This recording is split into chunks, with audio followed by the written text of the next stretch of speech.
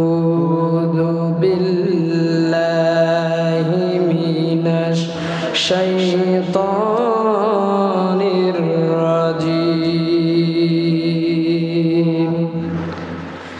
بسم الله الرحمن الرحيم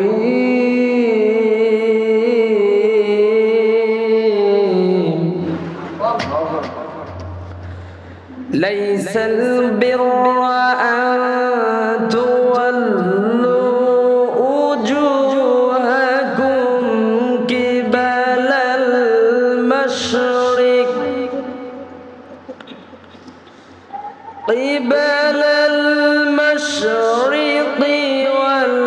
والمغرب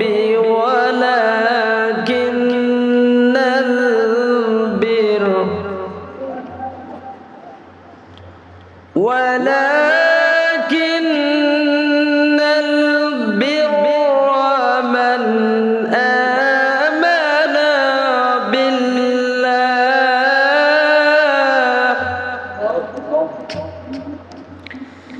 من آمن بالله واليوم الآخر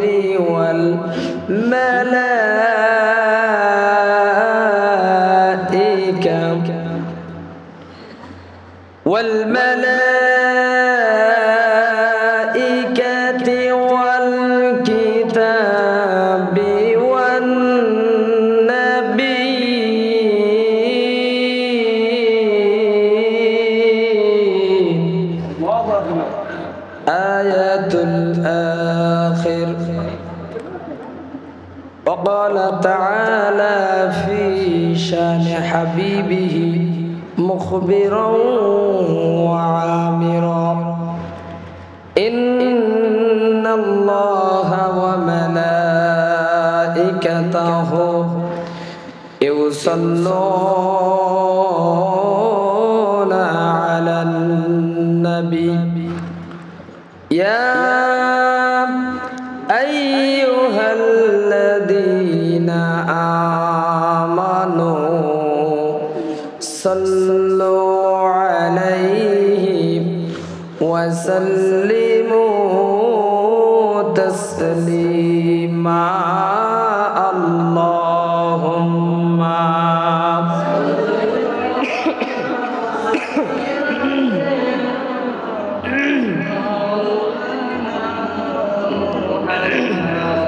وعلى آله مولانا পাগল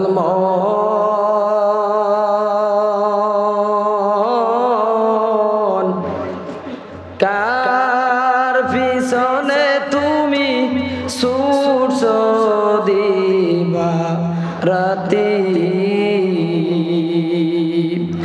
ও বুঝ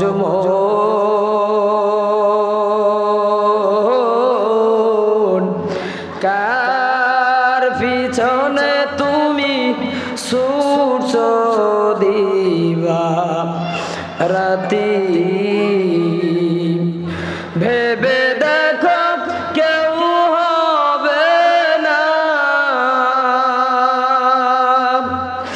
ভেবে দেখো কেউ হবে না কবরের ওই সাথী কার পিছনে তুমি ছুটছ দিবা রাতি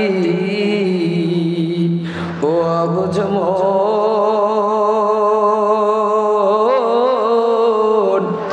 কার পিছনে তুমি ছুটছ দিবা রাতি আলহামদুলিল্লাহ। শ্রুতিধর দরগার পার জাহানারা হাফিজিয়া মাদ্রাসা দুজন ছাত্রকে কোরআন সবক পড়ার এবং 2 জন ছাত্রকে হিফজুল কোরআন প্রদান। এই সবক অনুষ্ঠানের আজকের এই মাহফিলের সম্মানিত সভাপতি, অত্র মাদ্রাসার সম্মানিত সভাপতি, সেক্রেটারি এবং সদস্যবৃন্দ, আয়োজক কমিটি, বিশেষ করে আমার এই এলাকার গুণী ব্যক্তিত্ব, পরম ধর্মপ্রাণ মুসলমান ভাইয়েরা, পর্দার অন্তরালে আমার মা এবং বোনেরা, আওয়াজ যতদূর যায় যে যেখান থেকে শুনতে পাচ্ছেন সকলকেই আন্তরিক সালাম। আসসালামু আলাইকুম ওয়া রাহমাতুল্লাহি ওয়া বারাকাতুহু। আমরা মহান রব্বে কারীমের দরবারে কালিমাতুস সুজুদ আদায় করছি যে মহান রব্বে কারীম আপনাকে আমাকে দীর্ঘ 15 বছর পরে নতুন বাংলাদেশে নিঃস্বার্থভাবে উচ্চ কণ্ঠে আওয়াজ নিয়ে কথা বলা এবং নিঃশ্বাস নিতে পারতেছি। বিশেষ করে শ্রুতিধর দরগার পার জাহানারা হাফিজিয়া মাদ্রাসায় দ্বীনি প্রতিষ্ঠানে আমরা বসতে পেরেছি, এজন্য আমরা খুশি না বেজার? আসলেই তো খুশি। মনে রাখবেন, কোন ব্যক্তি তার নিজস্ব আমল দিয়ে জান্নাতে যাইতে পারবে না। মনে করতেছেন যে আমি 5 ওয়াক্ত নামাজ পড়ি, হজ করছি, যাকাত দেই, সবই করি, আমি জান্নাতি। এটা কি চিন্তা করতেছেন আপনি? আল্লাহ কাকে কিভাবে কোন ওসিলায় জান্নাতে দিবে এটা আল্লাহ ভালো জানে, কিন্তু আমরা বলতে পারবো না। এখানে মোটামুটি 2-1 জন ব্যতি রেখে হয়তোবা আমি বলতে পারবো, জানি না আপনারা হয়তোবা আমার চেয়ে বেশি আমল করতে পারে। আমি মোটামুটি বেশিরভাগ সময় মাদ্রাসায় পড়ে থাকি কোরআন নিয়ে। রাত 3:30টার থেকে শুরু করে সারা দিন রাত 11টা পর্যন্ত কোরআন নিয়ে পড়ে থাকি। হয়তোবা মাঝে মধ্যে বাইরে বিশেষ কারণে যাওয়া হয়, নামাজের টাইমগুলো একটু যাওয়া হয়। তাছাড়া বাচ্চাদের পিছনে কোরআন নিয়ে অর্থাৎ কোরআন পড়ি, শুনি, থাকি। 5 ওয়াক্ত নামাজ পড়ি, যতটুকু পারি দিনের কথা বলার চেষ্টা করি, যতটুকু পারি দান সদকা করি, আব্বা আম্মার খেদমত করার চেষ্টা করি। তারপরেও আমি ওলি আর বলতে পারবো না যে আমি জান্নাতে যাব। আমার বলার ক্ষমতা নাই যদি সেই মহান রব্বে কারীম আমাকে করুণা না করে। এজন্য দ্বীনের ব্যাপারে যে কথাগুলো আমরা বলবো, ইসলামের ব্যাপারে যে কথাগুলো আমরা বলবো, সে কথাগুলো যেন আমাদের হৃদয় থেকে হয়। এজন্য আমরা এখানে বসেছি। আসলেই কি আল্লাহর খুশির জন্য আমরা বসেছি? সবাই বলেন। আসেন সেই রব্বুল আলামিনের দরবারে কালিমাতুস সুজুদ আদায় করছি। সকলে বলছি আলহামদুলিল্লাহ। দরুদ পড়ছি বিশ্ব মানবতার বন্ধু, আপনার আমার কলিজার টুকরা নবী সাইয়্যিদুল মুরসালিন খাতামান নবিয়্যিন, দু জাহানের বাদশা নবী, নবীকুলের শিরোমণি, মা আমিনার কলিজার টুকরা নয়নের মণি, নবী মুহাম্মদুর রাসূলুল্লাহ সাল্লাল্লাহু আলাইহি ওয়াসাল্লাম। সম্মানিত উপস্থিতি, আপনারা সবাই কেমন আছেন? জি শুকরিয়া। আমি আপনাদের সামনে 9টা আফসোসের কথা শোনাবো। কয়টা আফসোস? মাথায় ভালো করে নিবেন। সারা জীবন ওয়াজ শুনছেন, আসলে আমাদের লাস্ট ফলাফল কি হবে? আমাদের ফলাফল কি হবে? এই দুনিয়া তো থাকবার জায়গা নয়। একজন হাত তুলে বলতে পারবেন যে হুজুর আমি সারা জীবন কিয়ামত পর্যন্ত বেঁচে থাকবো? এরকম হিম্মতওয়ালা একজনও বাপের বেটা আছে? তার মানে কুল্লু নাফসিন যায়িকাতুল মাউত। আপনি যাই করেন না কেন, আপনার শেষ ঠিকানা আছে, আপনাকে মৃত্যুবরণ করাই লাগবে। কথা বলেন ঠিক কিনা? মরা লাগবে কিনা? আর যদি মনে করেন যে না আমি মরবো না, তাহলে আপনাকে বলছি আপনি এখান থেকে উঠে যান। আপনার জন্য এই ওয়াজ না, আপনার জন্য দুনিয়ার কোনো ওয়াজই নেই, আপনার জন্য কোনো ওয়াজ নেই। আপনি যদি মনে করেন যে আমি বেঁচে থাকবো, তাহলে আপনি চলে যান, আপনার ওয়াজ নেই। আর যদি মনে করে থাকেন যে না আমি মারা যাবই, তাহলে আপনি মগজ দিয়ে সারা জীবন ওয়াজ শুনেছেন, মসজিদে প্রতি জুমায় আপনাদের ইমামদের কাছ থেকে তাফসীর শোনেন, সারা জীবন অনেক জায়গায় অনেক বক্তার তাফসীর শুনেছেন। আমি আজকে যে 9টা আফসোসের কথা বলতেছি, এই 9টা আফসোস আমাদের শেষ হবে না। এই 9টা আফসোস একটা মানুষ করবেই, অবশ্যই এই 9টা আফসোস একটা মানুষ করবেই। এই 9টা আফসোস নিয়েই আমি আলোচনা করব, দেখি যতদূর পর্যন্ত বলা যায় আমি বলার চেষ্টা করব ইনশাআল্লাহ।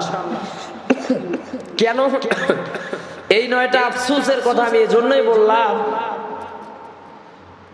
আফসোসের কথা এজন্যই বললাম যে আমি আপনাদের সামনে কোরআনুল কারীমের 2 নম্বর সূরা, সূরাতুল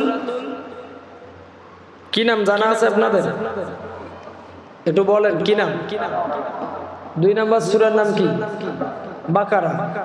এই 2 নম্বর সূরার 107 কত হয়? 77 নম্বর আয়াত। যারা একটু বুঝেন বাড়িতে গিয়ে এই আয়াতটার বাংলা কোরআন থাকলে অনুবাদটা দেখে নেবেন, আপনার অনেক বড় উপকার হবে। হয়তোবা আমি আপনাদেরকে সেভাবে বুঝাতে পারবো না, বাড়িতে গিয়ে আপনারা যদি দেখেন অনেক বড় উপকার হবে। সারা জীবন খালি আমরা শুনি, কিন্তু কোনোদিন কোরআন খুলে দেখি না।